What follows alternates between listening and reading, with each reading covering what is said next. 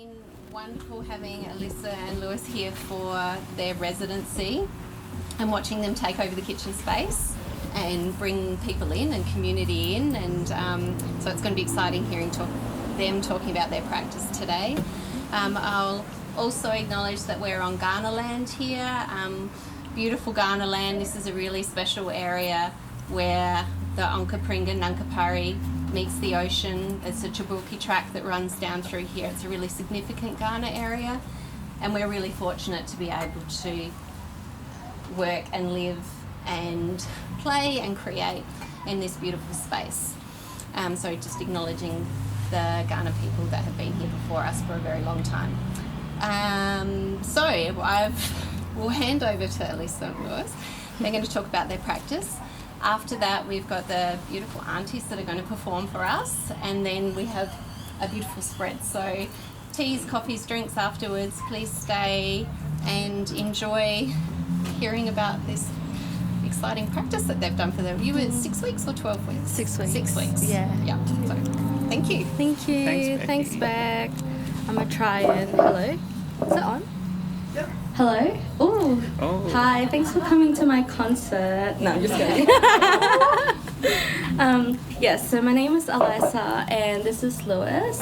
So this is our very first collaborative residency, and I guess I'll talk a little bit about myself and then you can introduce yourself as well. So I'm a visual artist, but I'm also a writer and an emerging curator. I would say that my practice is primarily a relational and socially engaged one because I tend to work with the community when I create my works. A lot of it is very much hospitality based, and that's probably because my grandmother was actually a cook back in the Philippines. She ran a carinderia, which is like an eatery or like a stall. And I feel like a lot of the times when I create work, it's kind of me trying to engage with her. So a lot of the works, it feels very much like my way of reconnecting back to her, and that's usually through food. So and Louis, do you want to talk a little bit about yourself and your practice? All right. Okay. It's a bit hard to compete with the 2024 City of Adelaide Award winner, 2024 Sala Award winner Alyssa here. So this is only my my second residency because I did the poet in residence in City of Adelaide, the City Library, a few years ago. And this is my first sort of one doing it in a really cool space, cool visual art space, and it was really awesome. So I loved it, and many a good coffee and a good laugh was had here, but a lot of reflective thinking. Talk about what you do. Like, what's your practice? So who am I? What do I do? Yeah. So I train as a graphic designer primarily, but when I'm not doing design or other visual things, I'm doing music or sound. So if I could just drop everything, I would be making music, and that's it.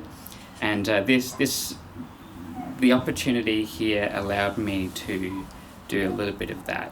I was able to buy a bit of time, and I was able to put my thinking into some audio pieces, which is what I've put towards this to support Alyssa's work and my vision as well. What do I tend to do apart from that? With audio? A lot of experimental ambient stuff. And in terms of the type of sounds that I make can be sort of experimental or ambient. So if you think of people like Brian Eno, people like that, or the music you hear when you're getting a really good massage and getting the knots out of your neck, and there's dolphin sounds and things like that, and you're relaxing, that's sort of my expertise. That's my expertise, is making music to calm and soothe. Maybe we'll talk a bit about the summer stuff. Which I'll hold off and I'll talk about that later. Yes. Back to you. I guess I'll introduce the exhibition itself first and our experience with the residency so that there's a little bit of context with the works. So when I applied for the Sauerbier House residency, it was probably, a year ago. And I've just finished my very first solo exhibition at the Mill called Halo Halo, which means mix mix. And it kind of delves into a very mixed, like my own personal perspective anyway, of what an Asian Australian mixed identity is like, hence why it's called Halo Halo. And so I think I was still thinking about certain concepts and themes that were related to Halo Halo when I applied for this. And ever since then, like I've had a lot of other conceptual works that are not really to do with food, but this one kind of brought it back to food. One of the works itself, it's called Kain Tayo, which means let's eat, and it's a documentary performance of me eating with my hands, which is a very traditional way of eating. And so I wanted to expand on that in a way that feels a bit more intentional and intimate, because we typically hold public programs kind of like a long table setting, so we'd have a lot of different people from various backgrounds and very intergenerational as well, and people would be talking about their own experiences of growing up in Australia, and yeah, it's kind of more as a community. But with this particular residency, we thought it'd be nice to do it one-on-one with an invited guest, so it expands on that way. And I really wanted, I think, for Louis and I as well, because it's our first time officially working together, to be able to do it in a way that complements what our practice is like. So I wanted to ask you, as a sound artist, what was your experience doing a residency in Sauerbier House? And yeah, if you wanted to just delve into maybe the work that is playing in the hallway in the wash house called Reciprocity. Okay. Yeah. Let's see if I remember my blurb, or the gist of. It's a bit hard because obviously I start as a visual person, and this interest in sound keeps coming back. When I'm working in a sort of in a serious way about sound, it's hard to actually be taken seriously, or to know how to explain what you're doing. And I've been very, very lucky and privileged that whoever had put whoever had helped decide that Alyssa and I were worth giving a chance. I'm very privileged that someone has thought to give any of these ideas a chance. It's very long-winded. What I'm trying to say is that when you're working with sound, it's very hard to quantify and very hard to explain the why and why it's important. But sound is everything, and it's really important. So it's one of those senses that if you're missing, or that is impaired, it can be very, very tragic and very difficult. So it's important to it's a very crucial, it's an important part of our being. That's what I'm trying to say. That was long. So for me to make anything and to put it forward is a little bit what would you call it? Vulnerable, maybe is the word. It's very hard to put forward, which is why I probably stumble a bit today, because it sort of takes a lot out of me to do. But it's a really nice thing to be warmly received as a person and with the work I'm doing, especially by everybody at Sauerbier House. What was your process like creating the audio? The process? Yeah, well, like why is it like site specific to Onkaparinga? Well, that was one of the difficult bits is when you're not only when you're making, say, just sound work, or in my case, but making anything in a new place. One of the thoughts you might have is, do I need to be specifically and obviously referencing the exact area I'm in? And for example, when near a lot of water, the thought I had was to incorporate a lot of water and wave sounds, and I was telling myself to not do that, because I thought that's too obvious. People are going to expect that, and is this what I want to do, and all this. And so there was a lot of that back and forth, and right as I'm hitting render and I'm finishing the song and I'm exporting it, I've just added I've left in the sound of waves on board that I had from the beginning. So I had that idea, and I thought, no, I need to give into that because there's nothing wrong with it. I love our natural world, and the water here is beautiful as well. We're nearly surrounded by so much of it. So part of it is referencing a new place, and part of it is referencing being in a new opportunity and a new journey, and part of it links into the reciprocal acts of being selfless, which so many people have been to the two of us in through all of the summer project, which means together. If people have put that together from the write up. Yeah. Did I reach an end to that sentence? I think so. I think yeah. And I think with the open access kitchen as well, like you being a part of it, not just like an observant, but also like just as a human being sharing that space with our participants. Because I feel like sometimes when I'm doing public programs, like I become the face of like a particular project or a particular like theme. And it was really good to kind of like, put the focus on the other people that were really kind and generous with sharing that space and time with us. And it was really good to have you as part of that too. Be able to translate that into music. Yeah, and on top of that as well, during the open access kitchen sessions that we had, we probably intended to maybe have 2 to 3 hours in the kitchen. So essentially we've invited people to share a recipe, and then we would learn it together, and then we'd prepare it and we'd eat it.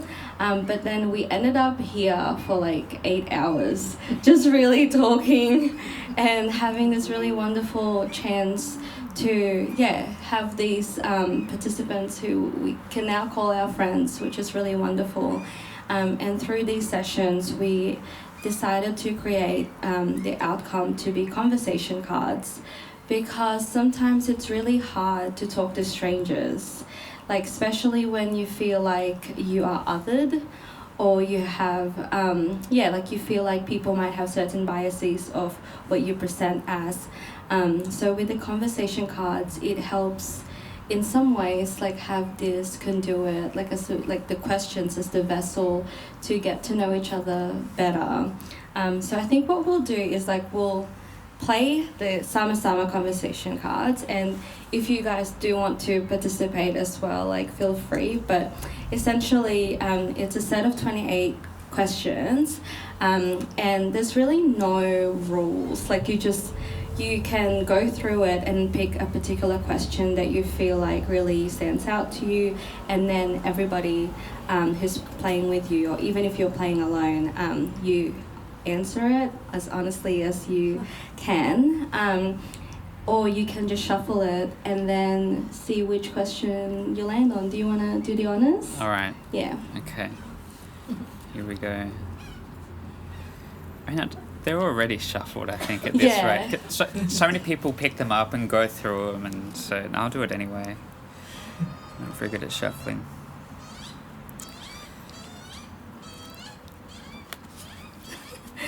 Just pick one in the middle, maybe. Alright, okay. Better be a good one. Oh my god. Oh, that's such a really deep one. Okay, yeah. What, do you want me to ask you? Give me the mic. Yeah. What do you feel is your purpose? Oh my goodness. That's a really... I'm gonna be here all day. I'll give you another one. Okay, wait, we'll do something that's a bit more... I could just pick you a nice one. Okay, you can pick one. Alright, okay. Oh, okay. Gillian was so keen with that. Yeah. Start sweating, I have to answer that question. Okay, alright, okay. What makes you feel more connected with another person? Okay. I like that That's one. a good one. I think I feel more connected with another person when I'm able to really truly be myself, when there's less distance to kind of understand one another. When you are able to confide in another person, even if there's certain things that you're not really sure about, you're certain that they are not going to judge you. And people who are open-minded, I think, are the kind of people that I want to connect to more. What about you? Me? Yeah. Oh, What makes you... Who else? Yeah, gee, what makes me feel more connected to another person? I don't know what to think about that.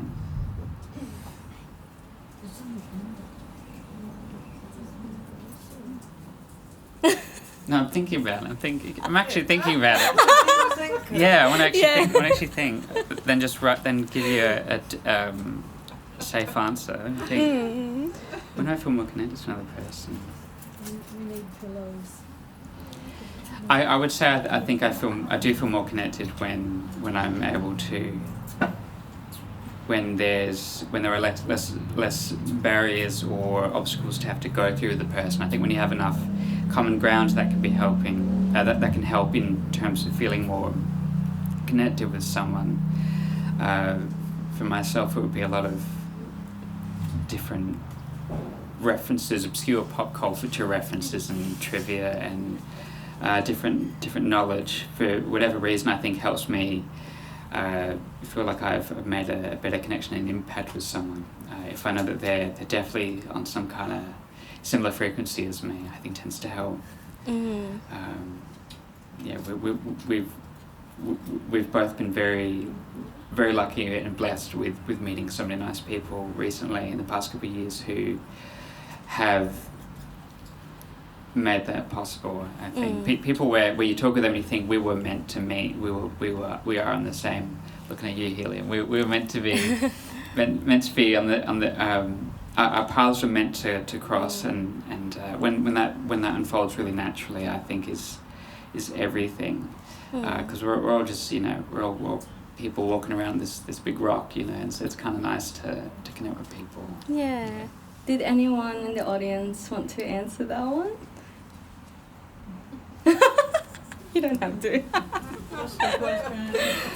When do you feel more connected? What makes you feel more connected with another person? You're gonna pass the mic. Okay. Yeah. You don't have to. No pressure. No pressure. But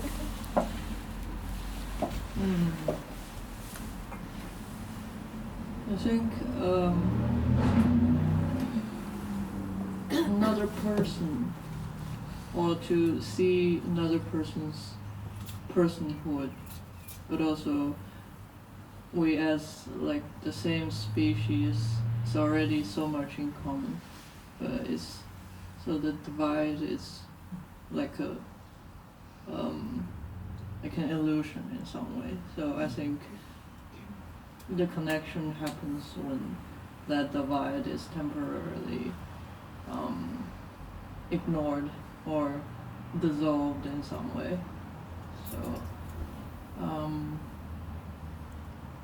but also I think cooking with another person definitely bring us closer.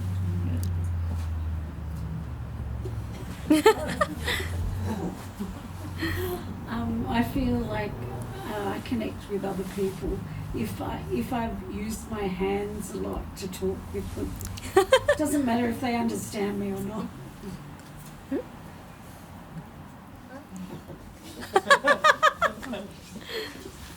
Well, for me, I feel connected with other people if I can be myself, and she can be also, or he can be also with himself, and we can both understand each other. That's how we can connect each other. So, yeah. yeah. For me, in terms of being connected with each other, with other people, it's actually the interest, the same interest, likes, and at the same time, like the group, Sampagita dancers, so we dance, so we get to integrate and then share different point of views with regards to that. So it's how you get connected with people and talking to people, conversation really, that's really a good start as well.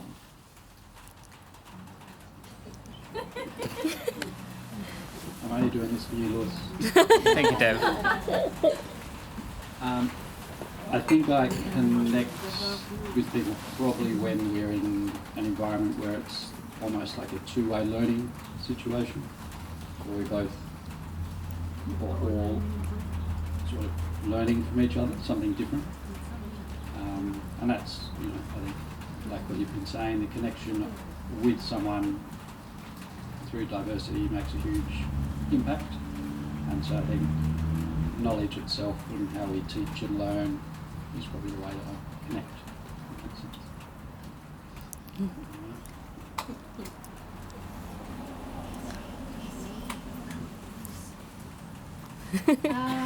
Yeah, I think like when I think of like a lot of my fondest memories, it's just like getting to laugh with people. So I think laughter definitely brings us closer together for sure.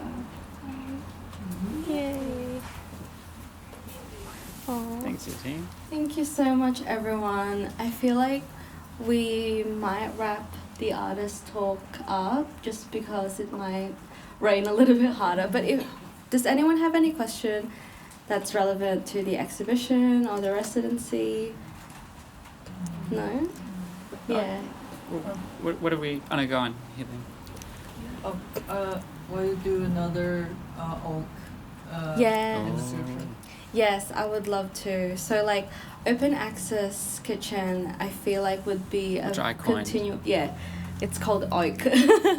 Which I coined the term. Need to trademark it. Yeah. OAK. Oak. I think I definitely would love to do more. Our residency was only for 6 weeks, so, and then the last 2 was really install, and then our launch. So I feel like we didn't get that much time to invite as many people as we would like. So I think in the future we would definitely love to do that. And if Sauerbier House would love to host us again, that would be so lovely as well. Yeah. I think we'll get the Sampagira code. Oh, sorry, go on there. Just a quick question. What was the best meal? Oh. Oh my gosh. That's a good question. Yeah. That's a tough question. I liked all the meals. So we made tinola with Izzy, which is a Filipino dish. Really good. And we did like a real slow cook because I love slow cooking. That's nice. So it was already cooked, but I was convincing myself if we keep cooking it longer, it'll get better. And it actually was pretty good. We had, what did we make with Dinda? We made pilipit, which is it sweet, not sweet potato. Yeah, so it was a pumpkin mochi-like donut. Okay. Yeah. So it was like a twisted sort of, almost like a, not savoury because you can have it as a sweet. And it was, I think, coated in and fried in like, was it brown sugar? Brown sugar. It's amazing sugar. Yeah. I'll keep this really short. But I also I loved making dumplings with helium. We made homemade jiaozi, and Yes. and oh god. Oh my gosh. We might be Yes. angering Yeah. someone. No, I think Yes. it's nature responding to us. Nature's tummies were Yeah. I think they got. And I think mine is too. So. Yes. Yeah. Thank you so much, everyone. I think we'll get the aunties to perform maybe indoors. Do we have room indoors? Yes. So let's hurry on in. Oh my gosh. Thanks everyone.